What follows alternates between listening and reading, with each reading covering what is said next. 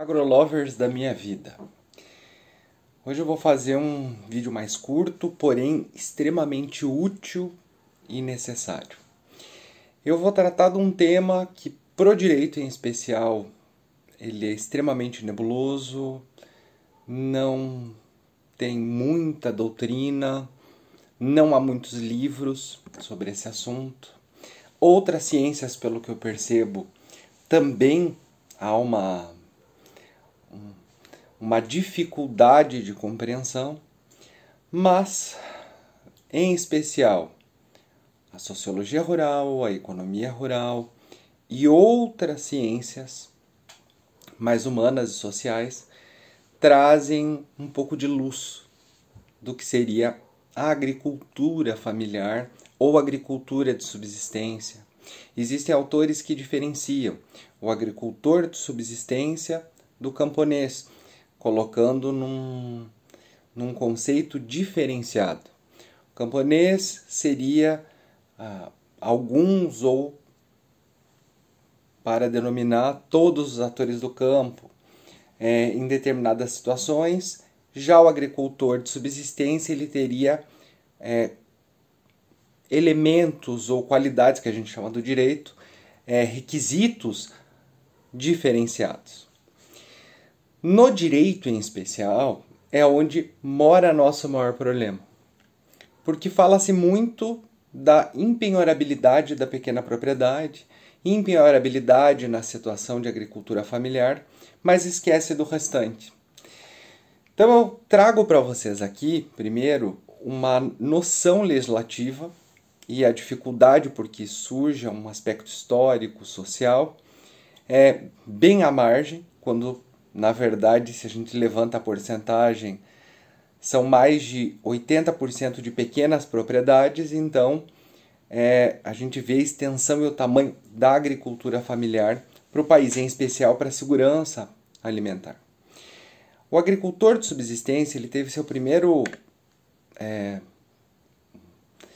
sua primeira identificação no Estatuto da Terra, e especialmente no artigo 4, inciso 2º, que lá descreve: considera-se agricultor familiar ou agricultura familiar aquela família que mora em um pequeno imóvel, daí abaixo está 4 módulos rurais, a gente já fala sobre isso, aonde tem as suas atividades e subsiste dessas atividades, ou seja, mora nessa propriedade, subsiste, vive dessas atividades. A Constituição Federal, para o caso de impenhorabilidade, diz quase a mesma coisa, porém, diz que é a família que subsiste daquela propriedade, porém, o tamanho do imóvel deve ser fixado em lei. Veio a lei em 93, havia divergência se era módulo rural, módulo fiscal, até pela forma de cálculo.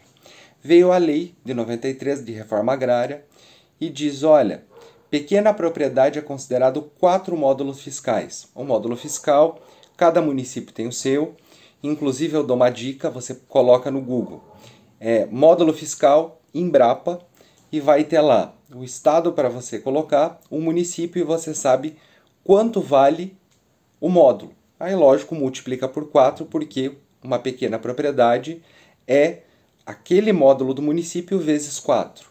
Até 4 módulos é considerado pequena propriedade. Mas não podemos parar aí, porque o Estatuto da Terra já disse que é formado por uma família, aonde subsiste daquela propriedade. Legislativamente, a gente já tem em 91, vamos voltar um pouco, a Lei de Políticas Agrícolas, que estabelece diretrizes e a proteção do Estado e da própria legislação para proteger essa forma, essa estrutura familiar, ou esse modo familiar, que é a agricultura familiar.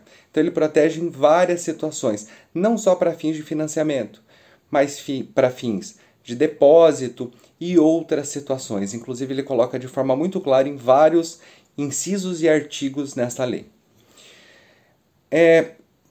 Os códigos, assim por diante, o antigo Código Florestal com alteração e o novo Código Florestal em 2012, ratifica, dizendo que há 4 módulos fiscais à pequena propriedade. E, anteriormente, 2012, que é aqui que eu quero chegar, por isso que eu deixei por último, em 2006, veio a primeira lei que delineou o que seria agricultura familiar ou empreendimento familiar, que é 11.326 de 2006, com seu decreto regulamentar somente em 2017, o 9.064. Então, lá naquela legislação, ele coloca que para ser agricultor familiar, estou falando isso no direito, leitura seca, ou pelo menos a sistemática de tudo que a gente tem, entre outras legislações. Ele diz que tem que ter um imóvel de até 4 módulos fiscais, trabalhado pela família e podendo ter funcionários. Aí, lógico que demandaria muito mais tempo para saber quantos funcionários são ou a medida. Mas diz que é suficiente, ou melhor, que não transpasse a quantidade de membros da família. Então, desse texto, o texto ele foi ótimo. Essa legislação ela foi maravilhosa porque ela trouxe um marco legal da agricultura familiar, do que é o empreendimento familiar, mas não foi suficiente para explicar o que é este movimento ou essa estrutura de agricultura familiar.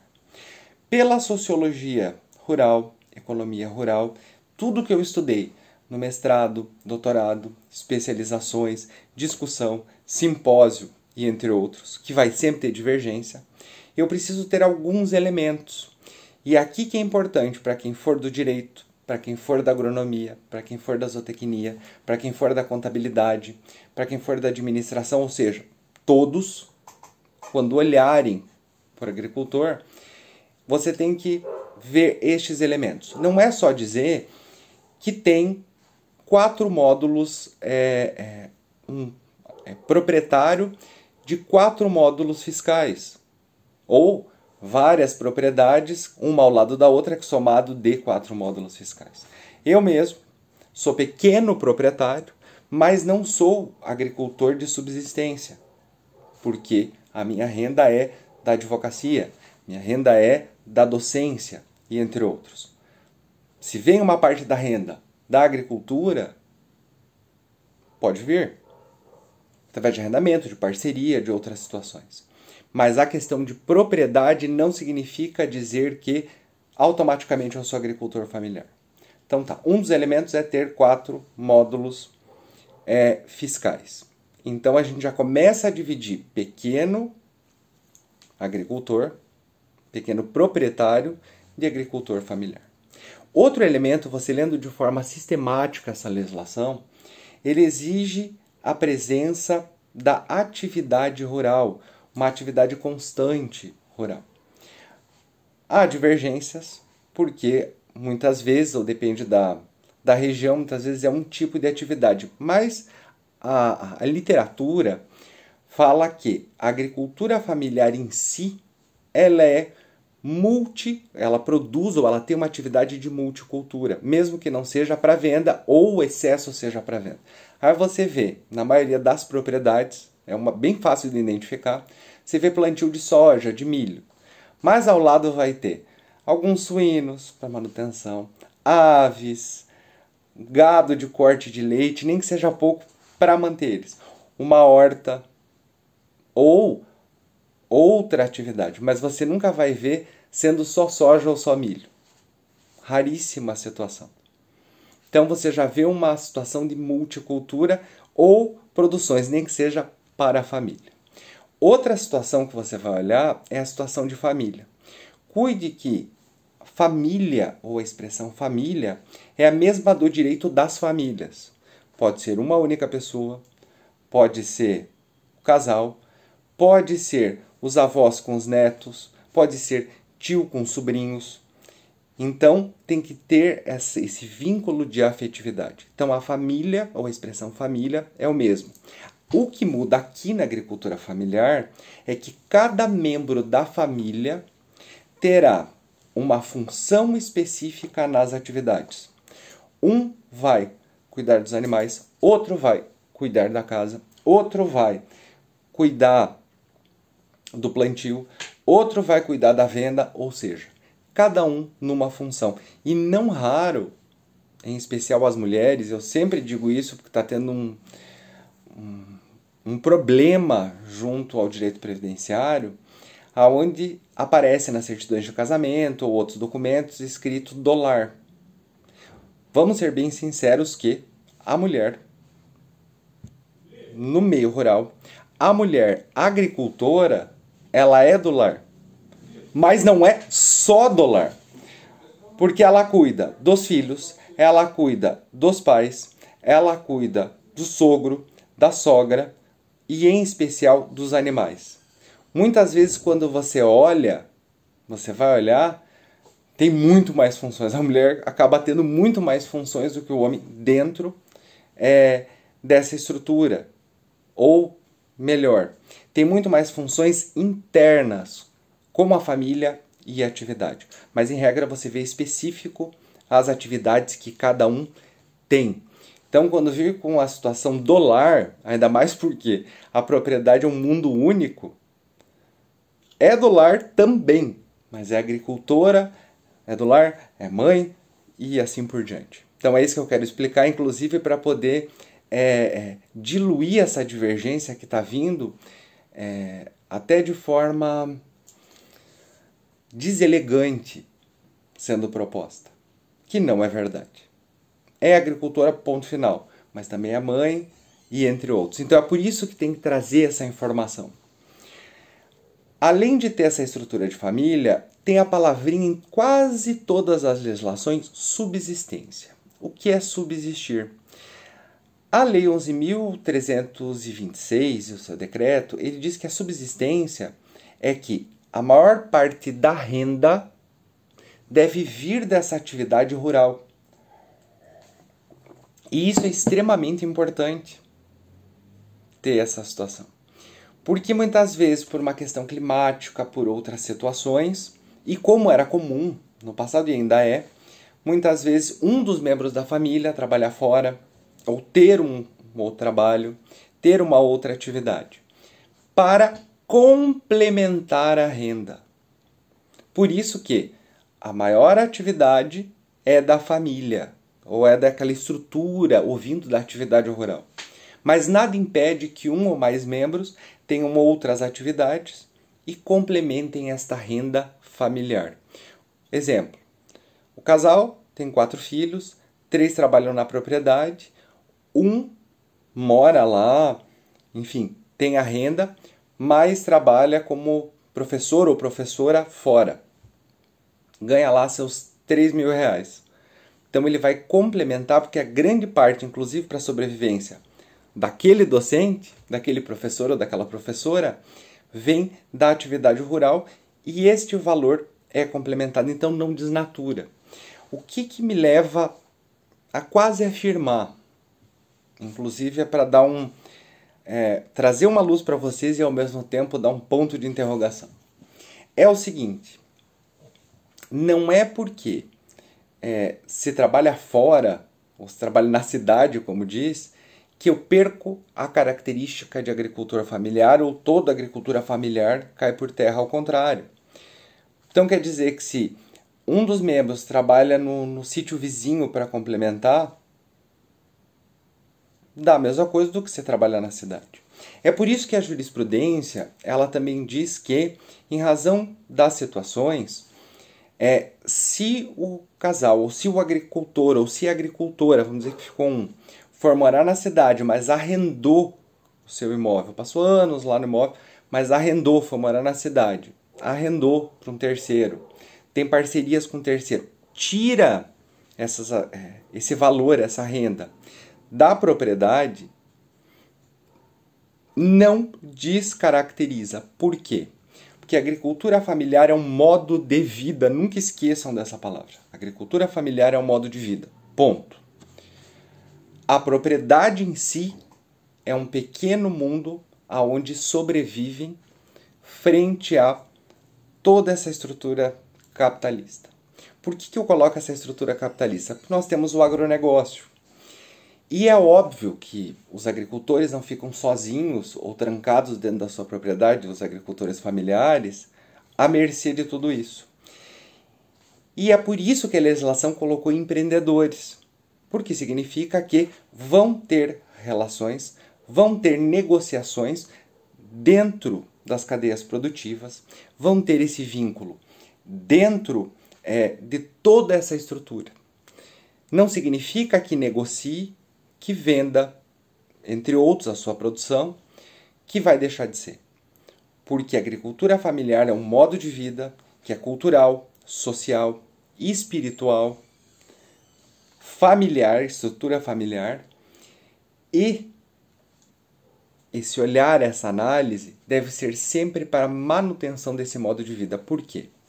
Porque é um mundo, é uma estrutura social e principalmente porque a agricultura familiar, no seu todo, ou a grande maioria, ele serve para segurança e soberania alimentar.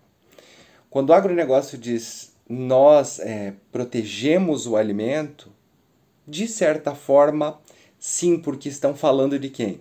A grande maioria do agricultor familiar que vende ou escoa a parte da sua produção para essas cadeias produtivas, inclusive as cadeias produtivas do agronegócio. São meias verdades, mas está correto, porque está negociando. Mas não significa que vamos colocar o agronegócio de forma lato sensu. Mas vamos colocar estrito sensu, falando da cadeia produtiva, falando do segmento agricultura familiar. Por que estou fazendo esse texto? Este vídeo, melhor dizendo, com todos esses detalhes. Para poder transmitir, pelo menos um pouco, ou esclarecer, do que seria agricultura familiar em todos os sentidos. Quando eu falo de seguro, quando eu falo de política agrícola, quando eu falo do aspecto de saúde, quando eu falo do aspecto de educação, quando eu falo do aspecto de proteção, de identificação, ou seja, todos os ramos do direito. Inclusive a questão de hipossuficiência nos aspectos financeiros e culturais.